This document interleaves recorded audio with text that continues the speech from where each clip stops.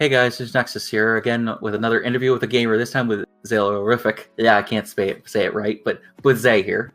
Zaelliariffic, yeah, and complicated name. Complicated name. All right, so let's as we're gonna get started. Before we actually start asking you some questions, I want you to tell us a little bit about yourself and what you do. Well, let's see. I started out on YouTube for a while, but I didn't really get much traffic over there. I went over to VidMe for a while before that ended up shutting down. Went back to YouTube, still no traction at all. And then I decided to one day stream on Twitch more. And since then, I've been getting a lot more traction over there. So I've mostly, because of time constraints, dropped YouTube completely for the moment. I'll probably go back to it eventually. But at this point, I'm pretty much a full-time streamer on Twitch, as much as I can at least. Okay. So, where are you located? Are you just over in the U.S.? I'm mostly like central south of United States, Texas. Okay, yeah. That's what I was figuring from the your accent. Just kidding. I say y'all a lot. Yeah, it's all good. It's all good. Okay. So I guess I'm going to start with the epitome question that I usually start with is, why do you game? Well, I've been gaming since I was about 2 years old. I first picked up gaming, pretty much as almost young as you can be to actually sort of understand what's going on. And ever since then, I've always enjoyed playing games. It's always been it's always for a long time been kind of my escape, I guess. It's like the most enjoyable thing I do in my life. As sad as that may sound, it's something that brings me a lot of pleasure. Just, I at this point in time, like, I guess my best feels with games is I like to play a lot of games that are very adventurous and stuff. I don't know, I just enjoy like exploring things and completing things. It's like it just brings a certain joy to me at this point, just like completing things like 100%, as well as just like exploring new worlds and stuff. It's like probably my biggest things, and it just brings me a lot of joy in general. Oh, okay. So a lot of people tell me this during these things is that gaming is kind of an escape from real life, where they kind of just dive right in and enjoy the world of immersion that they get from a certain game. So I'm guessing that's the same thing with you from what you've just told me there. So it's pretty good. For the most part, life sucks. Well, yeah, generally life does suck. So I can completely and full-heartedly agree with you there. Bringing in the depressing real-life facts there. Well, it's the truth of it, and well, that's why a lot of people do game and do stuff like that, to occupy their time and stuff like that. So we're good on that.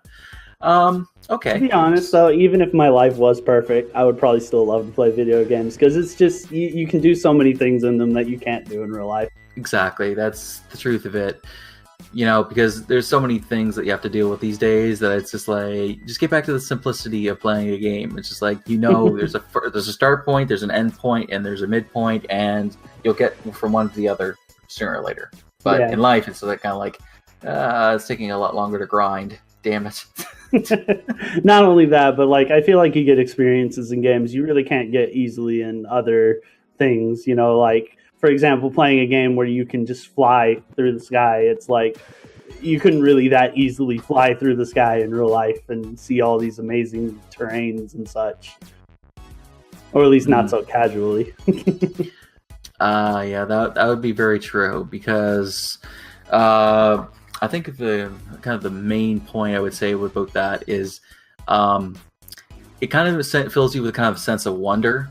In the sense, because, you see all these devastating things that are happening in real life, and it's kind of hard not to get depressed and stuff about the world the way it is. And so when you have a good game that you play for a while, and it kind of just pulls you in, and you're just interested about the characters, you're interested about the story, and what's going on with that, it really kind of just breaks it from the depressive nature that you have to kind of focus on something much more wonderful, a sort of wonderful way of illustrating a story or plot point. So, yeah, absolutely. Oh yes. Also, guys, if you haven't noticed, I am recording the night after I worked back shift. I had a couple hours sleep, so I apologize if I'm a complete idiot. It's fine. It's all good. It's all good. It's all good. Okay, so I think what I'm going to do, since you are primarily a Twitch streamer, I'm going to have to go through and ask different questions about your stream, since you don't really have a full video archive, as we were discussing before this video, because, Twitch likes to say, 2 weeks, boo, goodbye. Yeah, pretty much. And I'm unfortunately very lazy about getting things uploaded to my YouTube, so I could be getting all of my stream archives over there, but with my schedule so busy and stuff, I just find hardly any time to actually sit down and do it. Yeah, that is very true. So hopefully it won't be too much of a problem. But yeah, okay. So I guess I'll have to scroll down here and look at the first one that I see. Okay, so the first one that I see on the bottom, because they kind of go from top to bottom, which is we'll get to it.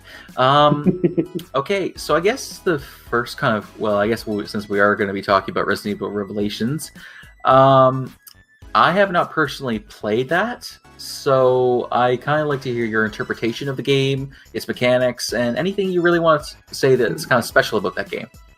Can I know you can't see my whole archive, so can I back that up to the Resident Evil game I really enjoyed before that, Resident Evil 4?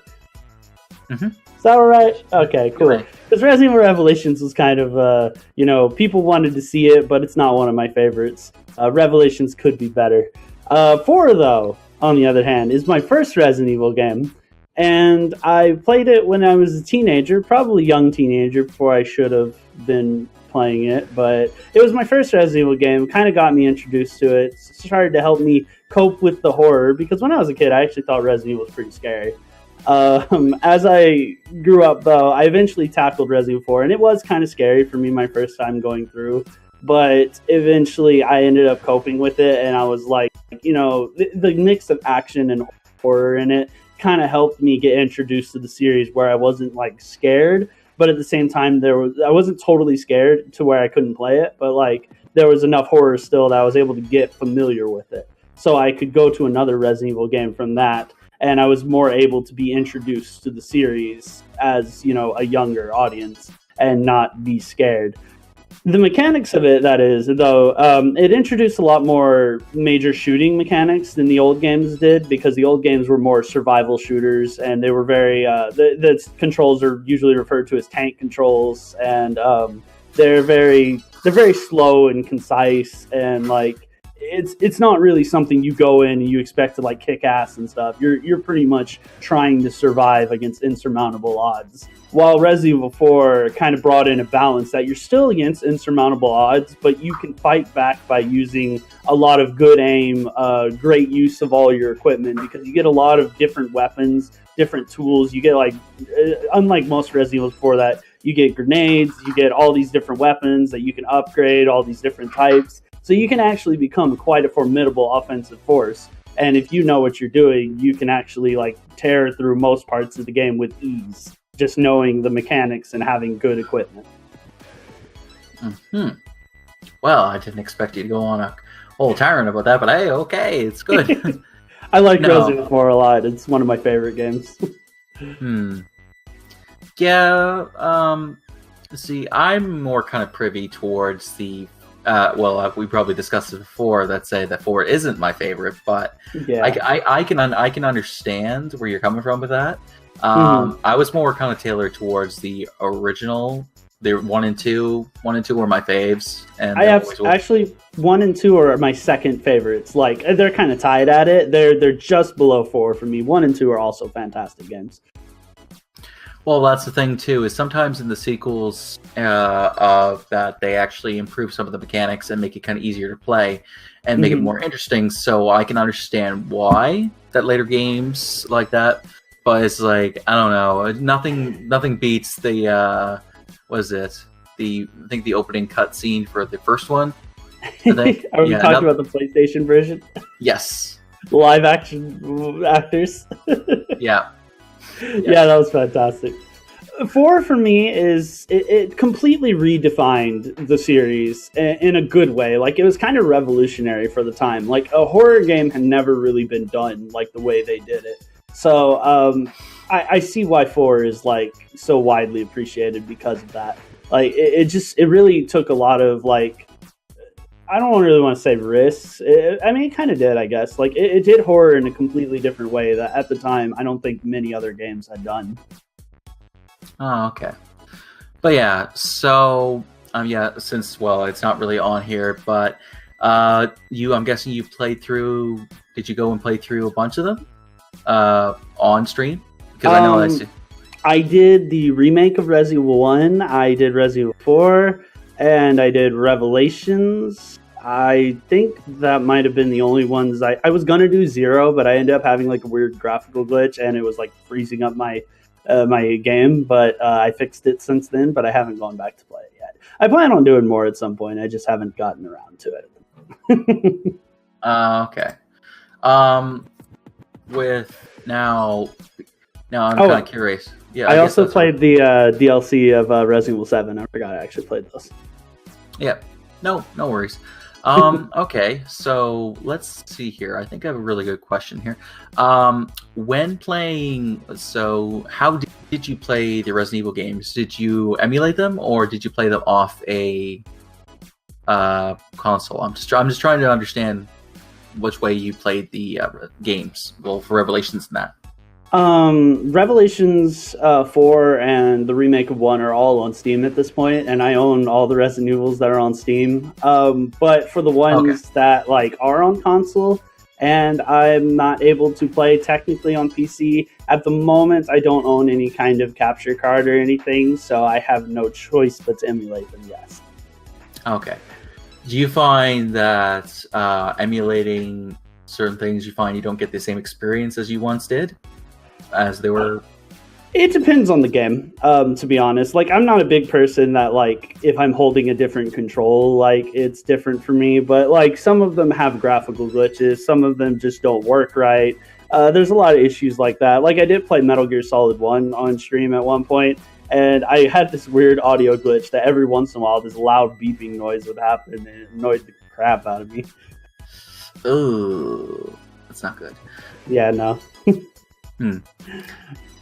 Overall, though, it's mostly, I would say, for me, it's lazy PC syndrome that I just want to play things on my PC.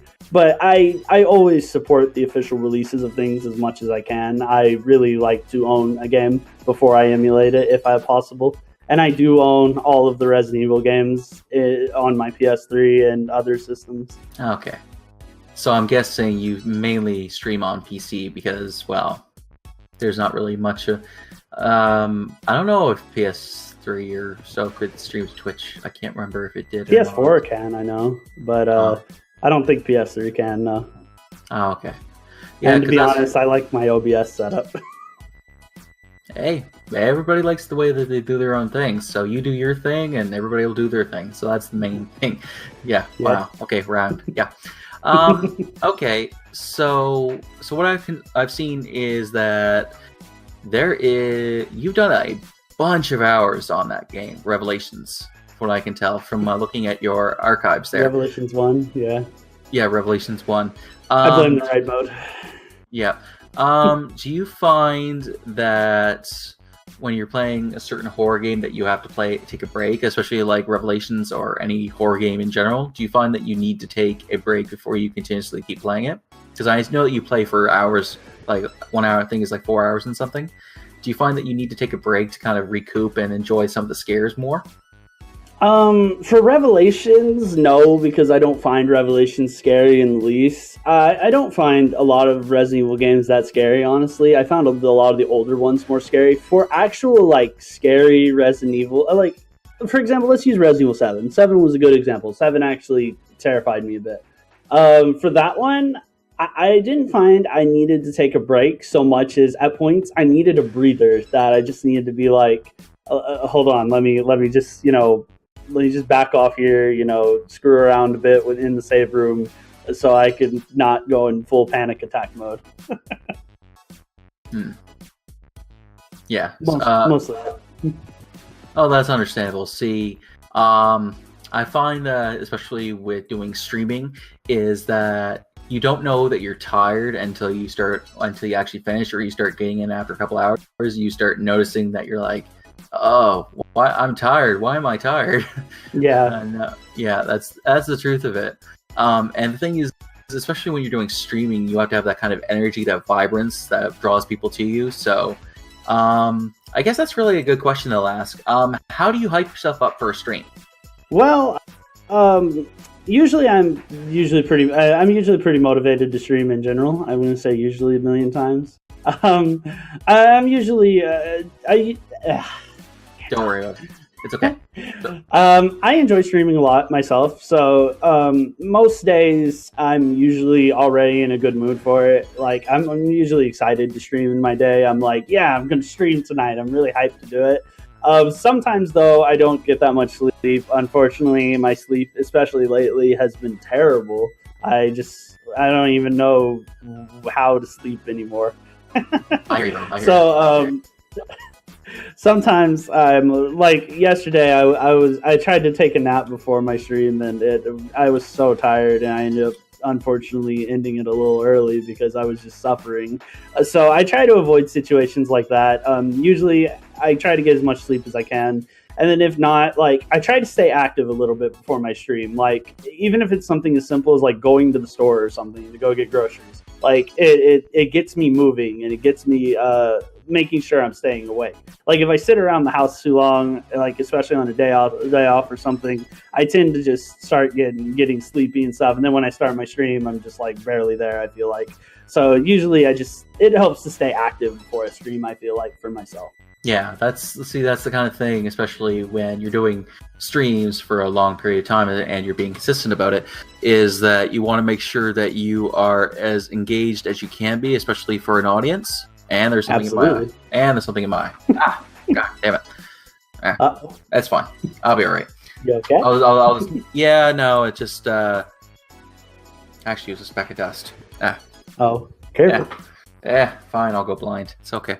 But no, especially with streaming in general, it's just like you gotta really have the energy for it. And as you say, you know that you have to be prepared to make sure that you're in the mood, you're ready to go. And you say you can't be lazy around. You want to do activity before you start. So that's a good way of doing it. Now, I know that there has been a bunch of different stuff on streamers not taking enough breaks and stuff like that. Do you enact breaks in your streams? Do you actually actively take like a break to go to the bathroom or get water or anything, get up from streaming? Do you do that? It honestly depends how long I go. Like if I'm doing, and it really depends how I feel too. Like I can do a 4-hour stream without a single break sometimes, but sometimes I just need to take a break. Like it just really depends how I feel. You know, of course, simple stuff like if I need to go to the bathroom or not. But at that point, like I can just go, and just be right back. But I take breaks when I feel I need it. I know I can muscle through a 4-hour stream.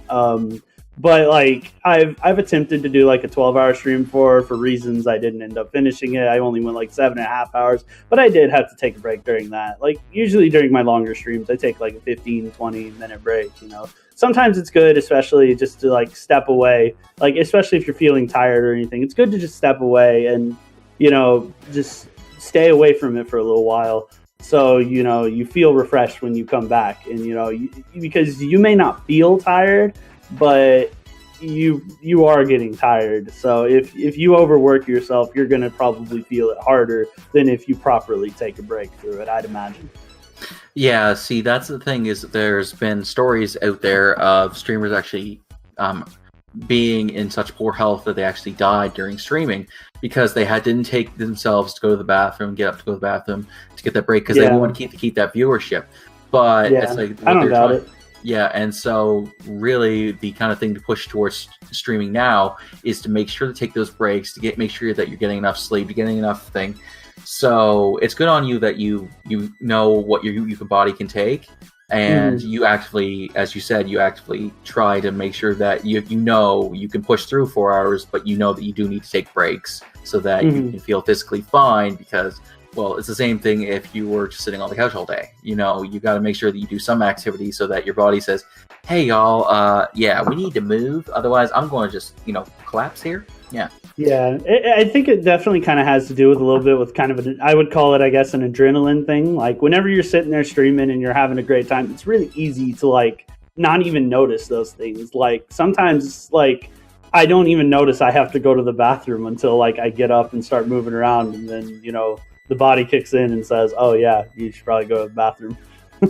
Like I don't know if that's just me, but it's a thing I experience. No, I think a lot of streamers do experience that. That's why I've actually seen a lot of different streamers doing the thing now where they're actually putting up a be right back screen or something like that, saying, "Hey," I was like, "Hey, I have to go do this." Or I do that myself. Yeah, and so that's the thing is, it's kind of a healthier way of doing it. I find that there is two different categories of streaming. There is the healthy streaming, and then there is the unhealthy streaming. So healthy streaming to me would be making sure that you know your limits, you stream for a couple hours or something like that, and you make sure that you actively take a break to get up, to walk around, to get a drink, to use the bathroom, eat food, keep yourself in the best motivational and mental state that you can be, because when you go back to the game, then you enjoy it more, the viewers enjoy it more, and you know that, hey, I'm taking care of myself. And then there's the unhealthy ones who sit there for like 12 hours staring at the screen like a buzzard, and they basically, they're kind of in a zone where they don't even know about their own body, and then they get into that unhealthy state. And then, as I said, some streamers have gone to that. So I feel that especially most streamers now are starting to become smart about that, and that's good. So I think the future of streaming will probably be better, because people are actually going to be taking care of themselves, eating food, just generally taking care of themselves as a streamer. Because you don't want to go up to somebody and watch somebody stream who's like covered in like pizza stains and stuff like that, just sitting there saying, I'm pretty and I'm playing Resident Evil. Yeah, pretty much. but that's good. That's really good. Okay, so we're gonna go and dive more into your kind of archive of what I can see here, because So I want to talk about Castlevania Symphony of the Night, because So yes, are you happy that I'm asking this? Yes, I'm very happy. I love Castlevania. It's one of my favorite series of all time. Okay, well, I think the main question is, is this the like old Symphony of the Night? I'm just trying to remember, because it's been a while since I've looked at any Castlevania games. Is that? Yeah, it's the PS1 version. It's PS1 version. So I'm gonna kind of let you gush about it. So tell me, what do you like about that series? Well, you can easily break the Castlevania series into two major branches. There's the classic action games, where you just go through platforming levels, and those take a lot of skill to get through. They're very rewarding, I feel like, to beat. Most of them, I mean, there's a few bad eggs among the bunch, but most of them, especially like the NES classics, Castlevania 1, 2, 3, the Super Nintendo ones, 4, Dracula X, Rondo of Blood, all of those, I feel like they're very skill-based, rewarding games. So even though they're usually extremely difficult, at the same time, it feels so rewarding when you finally beat a stage or something, because the game has just enough not bullshit that it's kind of like Dark Souls, I guess, in a way, that it's very skill reliant. I mean, it's not as bullshitty as Dark Souls, but there's so much skill involved that it's you most of the time when you screw up. There are things you can do to prevent almost every bad death. And so, when you do get through a stage in the old Castlevania, well, they're not even all old, all the action stage Castlevanias, it just feels so rewarding that you beat it. And then on the other side, there's the Metroidvania ones, which they're more akin to RPG ones. It's a lot easier to become overpowered in those games. Pretty much, I guess, most of the happiness there comes from farming all these rare drops and getting really overpowered weapons. For example, I just played through Symphony of the Night on stream.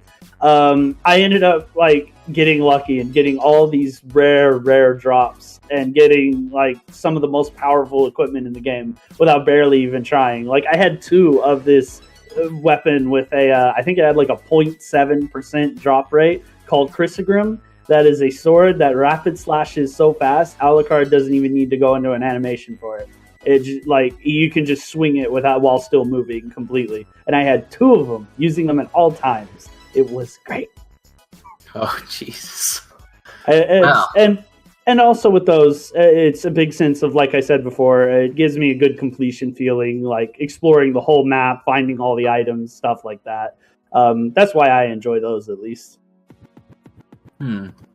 Yeah, and I see that's the kind of thing with certain types of games is that you get into this kind of thing where you're like, you kind of spend a lot more time in a certain level, especially if you try to, because from what I can tell that you are a completionist. You love being a completionist where you make sure that you've gotten all the items that you need for a certain level and stuff like that, I'm guessing. Yes. Yeah. I also like to get all the achievements on games if I see it as a fun game to do it for. I don't get the achievements on every game because some of them are much more enjoyable to get them than others. That's true. And so the thing is, you find yourself actively standing on a level just to make sure that you've gotten everything. And it really kind of, because there's kind of this urge that you get where you're like, you have to focus on it for so long, and you're like a viewer, but then your viewers are like, yeah, can you go to the next level, please? Yeah, it happens with me. Yeah, well, that's the thing too, is there's kind of a pushing point between you as a streamer and the viewers. So when push comes to shove, really ultimately is your choice, and if people don't like it, then they do have the option of leaving. Now, I'm not saying that you want to force them to, but I think it's more of a, what you enjoy, because first rule of streaming, which should be a rule for everybody, is having fun first and foremost, even if you have no viewers. Yeah. Because if you don't, then what are you doing it for? Pretty much, yeah. I actually find myself in that trap sometimes, like, especially as kind of I've been growing, I've actually a little bit of views. So when I don't have views, like, I almost like get in my own head really bad, and I'm like, am I doing something wrong? Am I playing a bad game? But like, I need to drop that mentality and just be like, I've been working on it like a lot myself, and I just need to be like, it doesn't matter. I'm having fun playing the game that I'm playing. People will come if they want to come. It's fine. Okay, yeah. You see, you brought up an interesting point. I think I'm going to ask that. Do you find that is a common trope with streamers these days, is when they're not getting the interaction? Like myself, I've had that problem where I've had people not come to my streams, and I had the point where I didn't feel like really continuing the stream because I really had nobody watching.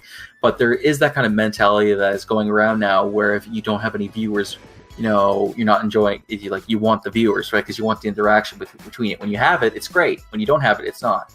So I guess the kind of question I'm going to say is that, how do you think that a streamer could probably get out of that funk? Do you think, to getting out of that funk where, sorry, my brain froze. It's all good. No, the biggest thing. The biggest thing to me is that just play a game you enjoy. If you have a game that you're wanting to beat, play that. If you have a game that you love, that you've been playing like your whole life, it's your favorite game, play it. Just have fun. Like, what I do is generally at this point, like, if I have chat, that's great. I talk to the chat, I have fun. If I don't have chat, I just like kind of drop back into Let's Play mode, because I did Let's Plays for a while back on YouTube and VidMe. I just drop into that. I just comment on things that no one cares about. Just, make jokes, whatever, just have fun. And, so that way I'm always talking, I'm always having fun. And that way the viewers will come either way. Because a lot of the time, especially with Twitch, I've noticed the Twitch viewers is not always accurate. It doesn't always account for every single person in there. I don't know if it has to do with like people AFKing or what, but it doesn't always show accurately. So you can't always rely on that little red number to tell you how many people are watching you. For all you know, you could have a bunch of people watching you. It also takes a little bit of delay to update. So you want to be like, if you want viewers, you want to, obviously everybody wants to grow who wants to do it as something. So like, you really want to be like just having fun, just talking as much as you can. Just, look enjoyable for anyone who decides to look in the window at you and see you, and make sure that they see, you having a good time, having fun, rather than just, sitting there being a bump on a log because you think you have no viewers, that nobody's watching, because somebody could be watching you. And it's important that, you look good to them, or at least that's how I see it. Yeah, that's an interesting point. See, I think the main thing that I think a lot of people get out of that funk is when they don't have it, that it really kind of depresses them. And so I think the main mentality, I think that as streamers, not just video makers, especially people who just primarily do Twitch, as you do right now, is to kind of focus on the fun the first most, because if you do and you have fun with the game, then they will come, as you were stating before. I think it really shows a layer of professionalism when you are playing a game and you kind of make sure that if you know people are watching, that you interact with them. But if you don't, then interact with the game, and then people will come, and then you can acknowledge them. Because sometimes people with who stream, who are bigger up there, have a huge audience, but they can't interact with them as much because there's so many, right?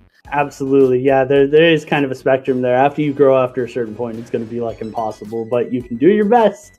Yeah, you can do your best to kind of interact with them. And so I find that when you're a smaller streamer, and that you have more of that opportunity to interact with people.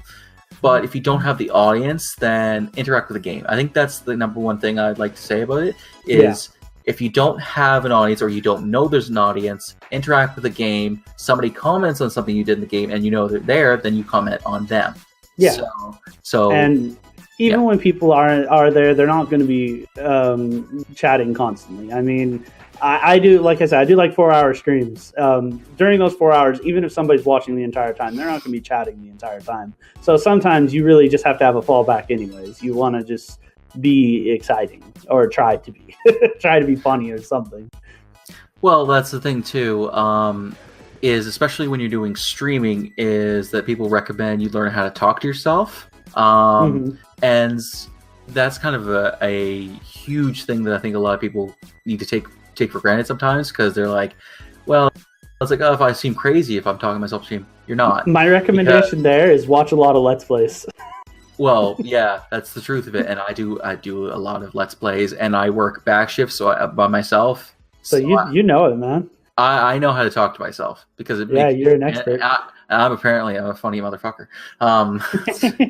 But yeah, that's pretty much what it is. But yeah, that's the kind of thing, especially with streaming, is that you, after a while, of doing it so much, you find yourself becoming easier towards talking to yourself and talking to the game, interacting with the game, and it becomes a kind of a better experience that way. If you're just starting out, of course it's going to be different and awkward to talk to a camera or talk to nobody being there. It can be hard to even talk to people there. Somebody with me, I just want to throw this in here. I have social anxiety really bad. It may not seem like it, because I'm I seem so charismatic and stuff. I speak perfectly normally to people, but I have a lot of social anxiety myself. To be honest, when I started streaming, it was hard for me if I even saw my viewer count go above 2. I got nervous. I'm people are watching me, and if they're not in chat and stuff, and I'm people are watching me and I don't know who they are. I can't see their faces, and it psyched me out so bad. But as I just streamed more and I got myself more in the mindset of just have fun, it doesn't matter. I just got to where it doesn't bother me anymore. Now I can see 15 viewers on my viewer list, and I'm that's cool. Yeah, I think that's really something I'll actually bring up, especially with this. Do you find that since you started doing streaming and that it has helped your social anxiety, as it helped you, because as you're saying that it's become improved with now, you feel a bit better about it. Do you feel that streaming was a great way to improve that social anxiety that you had, to kind of make yourself feel better? Do you find that was the way it is? A little bit, yeah. I find that I speak with more confidence to people I don't know and stuff in public. I already was kind of getting there, but I feel I've made a better milestone doing it. I'm able to speak comfortably to people, I don't know. Even when I'm checking out at the store or something, I can just make conversation with the cashier or something, and it's I don't know this person, but hey, I can talk to them. I can make their day a little better. That's how I see it.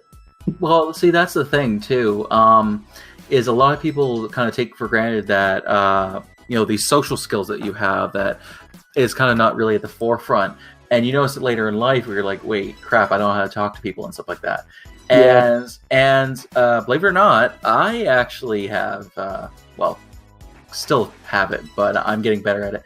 I used to be, when I was in junior high school and stuff like that, I used to be the shyest person, where I would kind of just keep to myself as a loner and stuff like that. And like ever since I graduated high school and I started working in like customer service, like as a cashier and different stuff like that, I found that I've really outgrown that little bit of shyness, where I seriously don't give a fuck anymore. Yeah, work helps a lot. Well, and that's the thing too, and especially with doing videos and stuff like that now, I find that it really, really helps to kind of build that confidence to know that, hey, you know what? I was like, yeah, you might not like me, but I like me, and the kind of thing.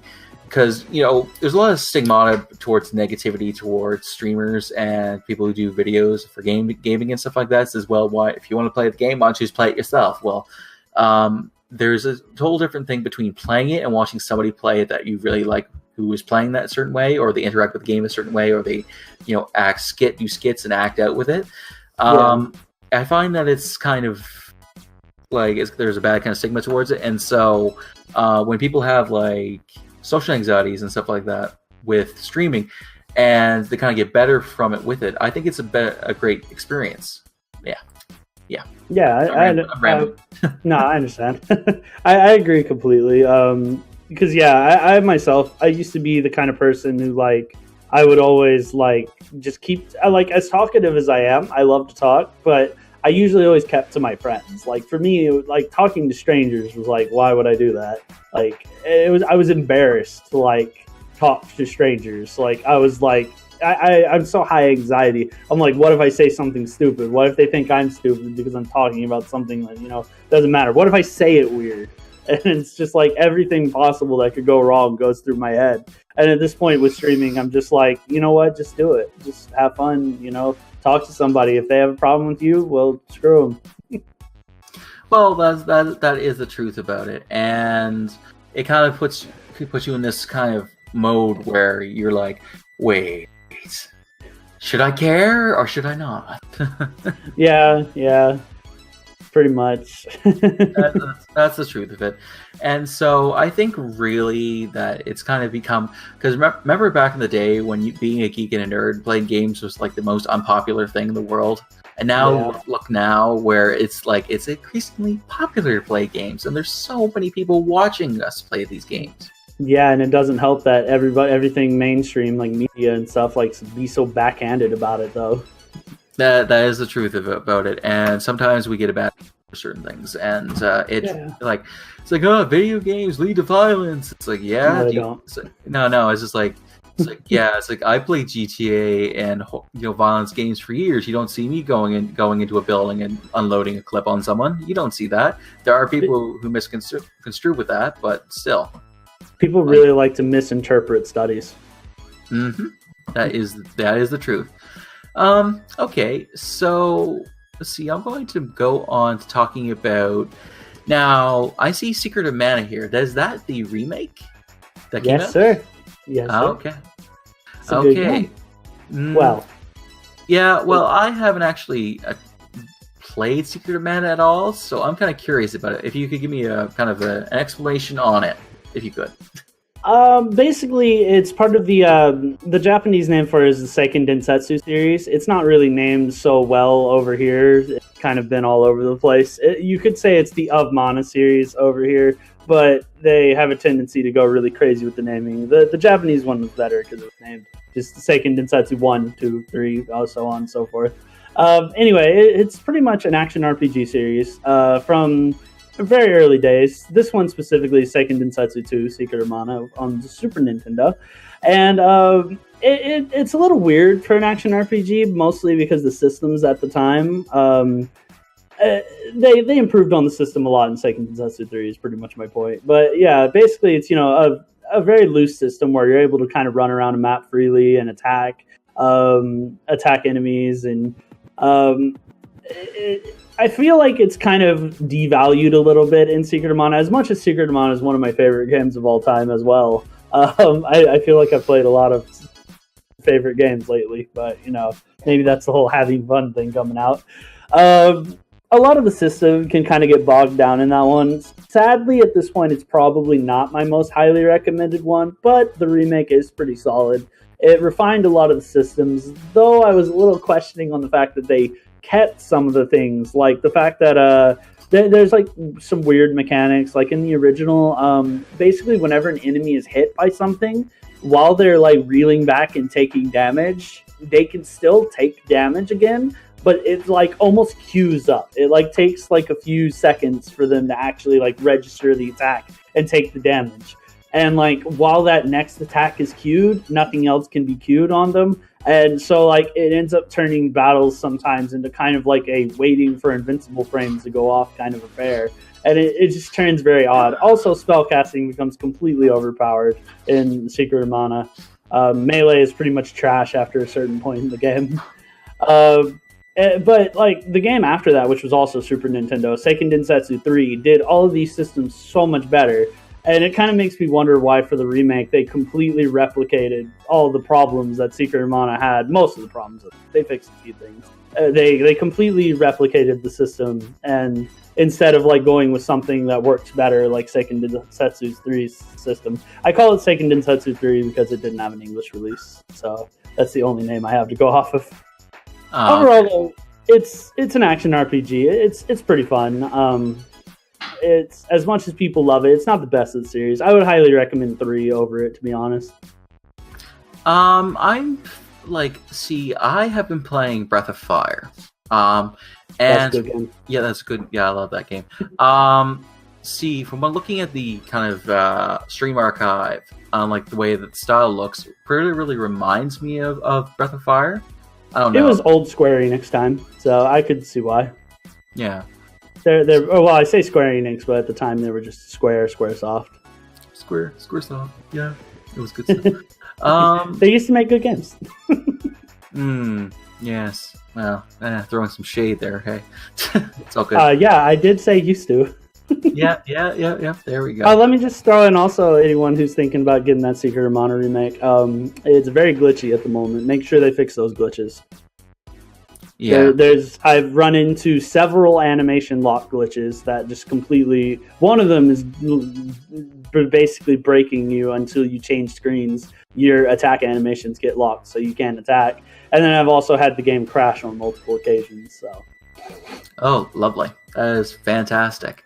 Yeah, it's a problem on PS4 as well, I've been told. Lovely. That is not good. You should not have that kind of issues. For something Thanks, that really Square Enix. Yes, thank you.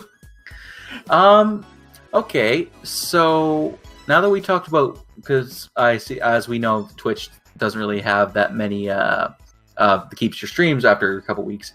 I think what I'll do is I'm going to go back to some basic questions about that, and then we're going to do a couple of big questions towards the end for this interview here. Okay? Sure. If you want to see some more of my games, you could also look at my clips. Clips stay forever. You can just look at all-time clips and see like what other games I've played. Hint, Skyrim. Yes. Don't worry. That's one of the questions I'll be asking you. Don't perfect. Yeah, don't worry. I have been doing my research. Good. Okay. All right.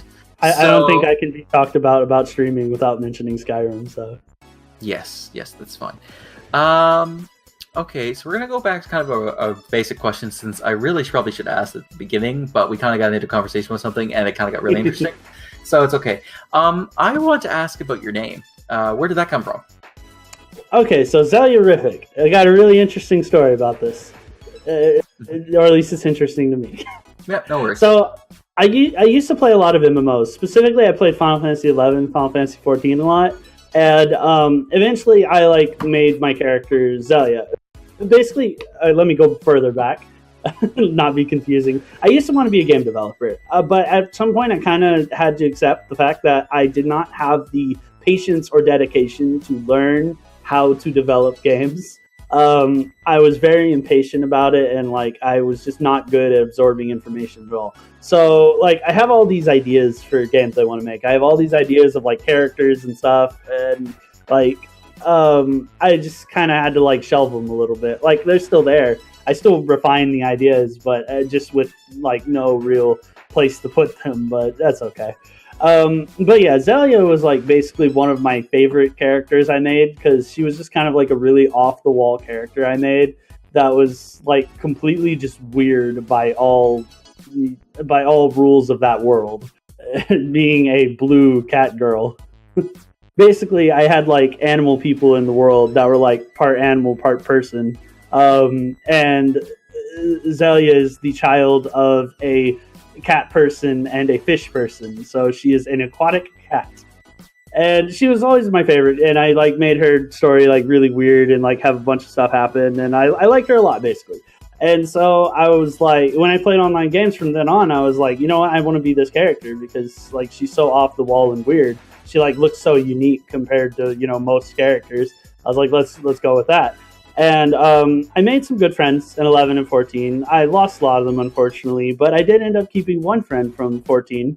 And she used to always call me all weird variations of Zaellia. And one time she called me Zaelliariffic, obviously a combination of Zaellia and terrific. And I was like, that's funny. And then later on, she was also the one who suggested I should try starting a Let's Play channel or something. She like watched. I used to like stream for people like kind of privately on like on not Twitch, on Steam and on Skype. I was lame like that. I would just like screen share and stuff. But she watched me one time playing Dark Souls 3. I remember. And she was like, you know, you're really good at like talking and playing. You should be a Let's Player. And I was like, what? No, not me. But then a few months later, I thought about it. You know what? That is a good idea. And I figured since she was the one who got me into it anyways, and she gave me that weird name, I was like, that's a good sounding name. Let's go with that. That's how I came upon that name. So what about your icon? I'm curious because did someone actually get commissioned? Did you commission someone to draw that, or did you do that yourself? It's a friend of mine. I don't think she has really any official tags or anything. She's a friend I've known in high school. I asked her, I kind of draft, I can do a little bit of art myself. I can't make anything professional looking though. I kind of drew a draft of it and I was like, hey, can you draw this for me? And I mean, I let her know it was for my channel and stuff. And she was like, sure.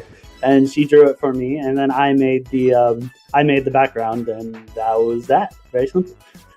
I'd give her a shout out if I knew she had any social media things, but I don't think she does, or at least nothing she wants to be discovered on. They shall be no nameless.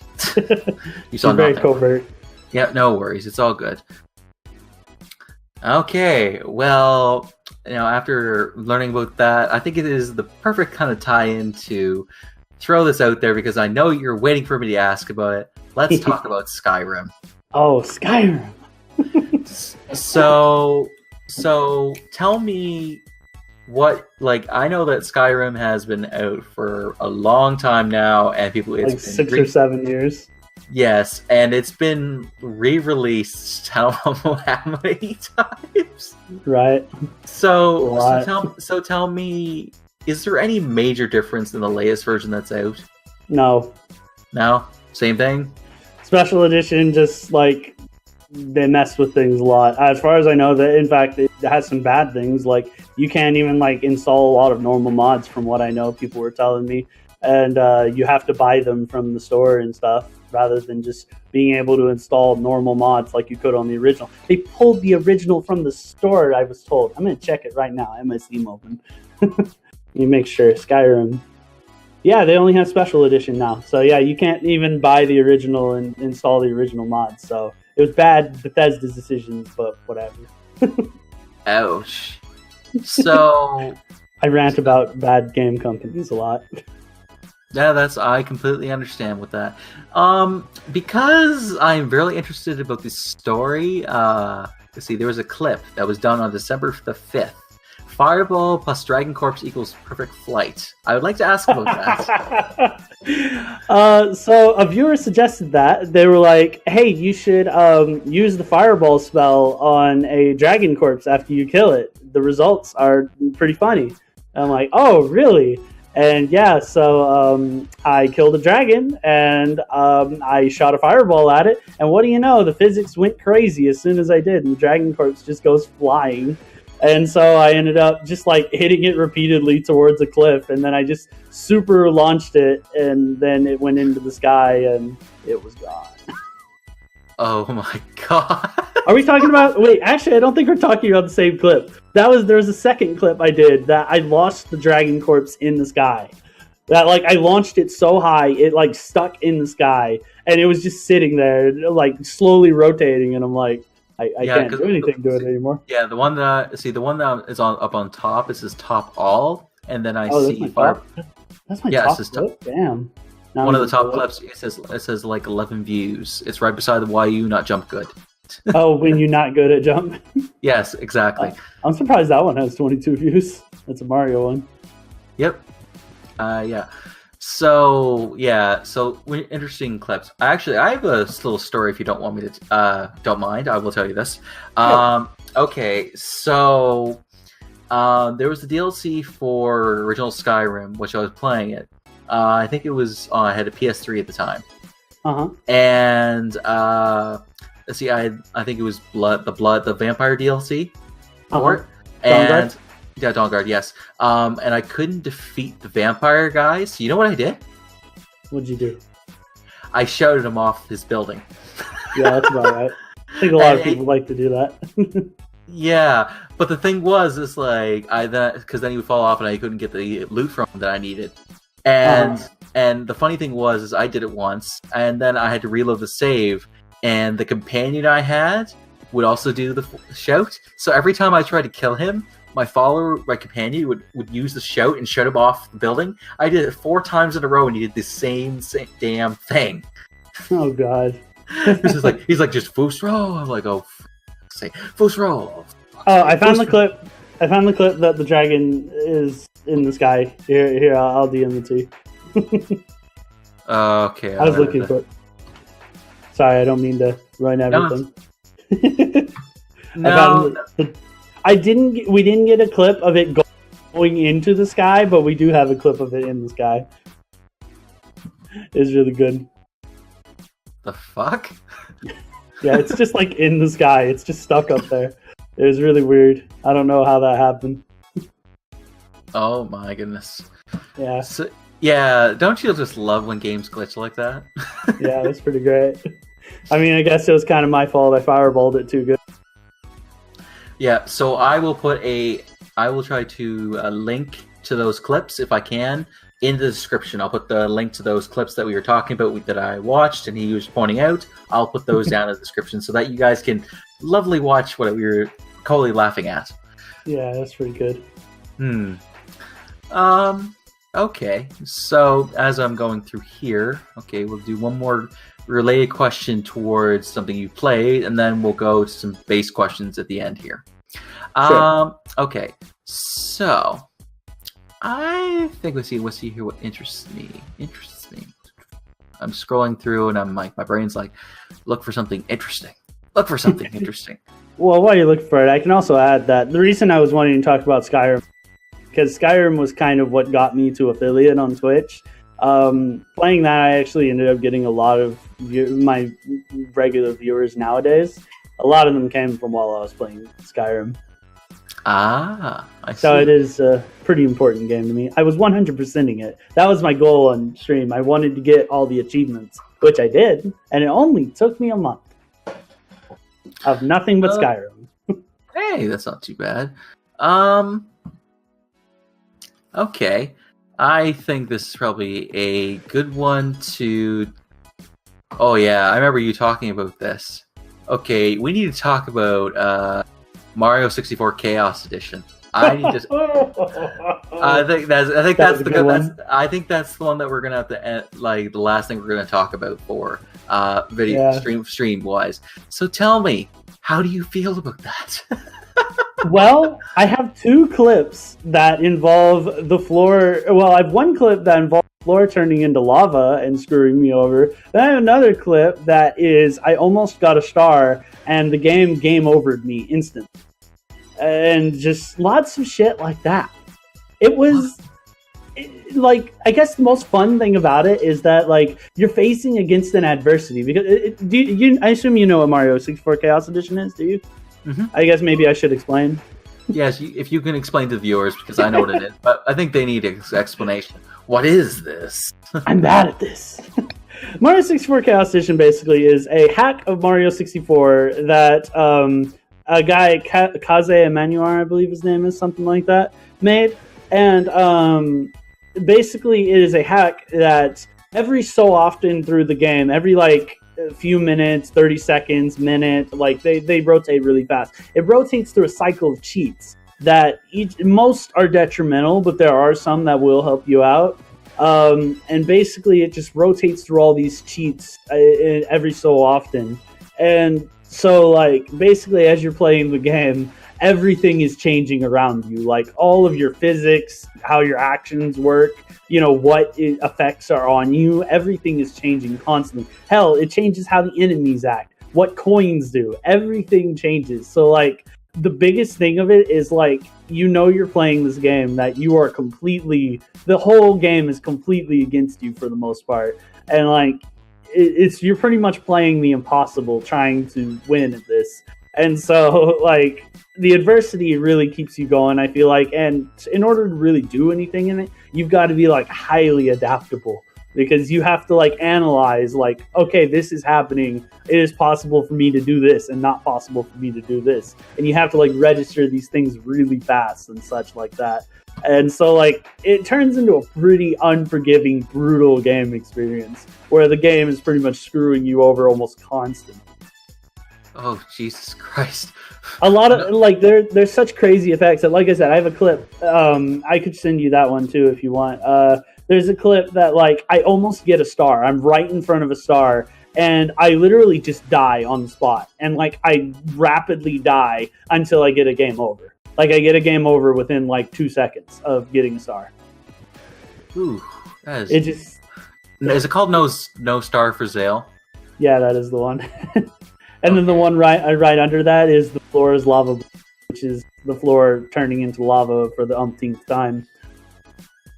That happened to me a lot too. Basically, the floor would just gain the properties of lava, but it would still look like normal floor. So it's very hard to deal with. Oh, Jesus! You poor also, thing. Also, with the floor is lava, I got launched really far into the sky too. Basically, a lot of terrifying things like that happen. This is a very, very scary. Oh, there's another one: Gigantism and Surprise Lava. Also has lava in the floor. I got that effect a lot. I hear that effect isn't that common, but somehow it got me a lot. It's completely random, so, like, certain effects can hit people way worse than other effects hit other people. You look so regretful. The same effects. You look so regretful when you didn't get that star. Sometimes getting stars in there took me a long time. Sometimes I would spend like 30, 40 minutes on one star trying to get it, just because the game would just fight me on every step of the way. I would, like, just die constantly trying to get this one damn star. And I beat the game. So, like, beating the game, like, I had to literally scrounge for, like, every star possible to get, because there's a lot of stars that weren't possible to get. Like, I've seen people say it works, but both of the snow levels would not work for me. Like, they always crash. And so I had to completely avoid those levels. I couldn't get any of the 100 coin stars because the game is so forgiving. You don't really have time to get the 100 coins. On top of, there's also a cheat that comes up that stops your coins from counting. So with both of those combined, like, I had to scrounge for every star I could get. And I just barely scraped up enough to be able to fight the final boss. And even then, the final boss took me a straight 2 hours to defeat him. Very interesting. It was rough. Rough game. Yeah. So you say that you was pain and suffering through the entire thing. Yeah, but it was fun at the same time in its own weird, twisted way. It was very fun. Okay. I'm a bit of a masochist when it comes to games. Yeah, that's understandable. That's understandable. I guess okay, we're gonna have about probably 2 more questions that will end this interview. Okay, so I guess the first question would be, if you had to start all over again, would you stream like you do now, or would you go back to videos if you had to start all over again? If I knew what I knew now, I would probably just stream. The biggest thing that scared me away from streaming was A, the time commitment, and B, that I had social anxiety. Like, somehow I was able to do videos, like, really easily, but, like, doing something like streaming was just, like, scary for me. But, like, knowing what I know now, I would just go straight for streaming. If anything, my biggest thing is I wish I knew about all this video stuff, like all this like people doing Twitch, YouTube stuff like that. I wish I knew about it sooner in my life. I just was not really a person who was very aware of a lot of things on the internet. I wasn't even aware that like anybody could make a career out of something like this, or even that like I never really like was in a place that I was able to like think like, oh, I should make a video and put it on YouTube. I mean, I couldn't imagine I would make anything that great back in the day, but hey, I could have been one of those people to be doing early Let's Plays or something, you know? Like, I didn't really figure out about a lot of this till like years later. Like, to be honest, probably like a few years ago, last few years is probably when I kind of realized that YouTube and like people doing YouTube was like a thing. That's true. That's very true, and that's good that you said that. Yeah, if I knew what I knew, then yeah, I probably would start all over again and stream, which I can understand. Okay, so I love streaming. It's really enjoyable to me. That's good. That's good. I guess really the last question I'm going to ask you today would have to be: what advice would you give to somebody who's starting to do streaming right now? Just have fun. Just be yourself. Have fun. Do what you do. You know, I mean, nobody wants to come watch you, you know, trying to be somebody you're not, unless you're like doing a character or something, because I know people do that. I can understand that. But like, you know, the most important thing is just have fun, you know, just if do what you enjoy. That's my biggest advice. Yeah, I think that's the advice I pretty much give everybody if they were starting YouTube or stuff like that.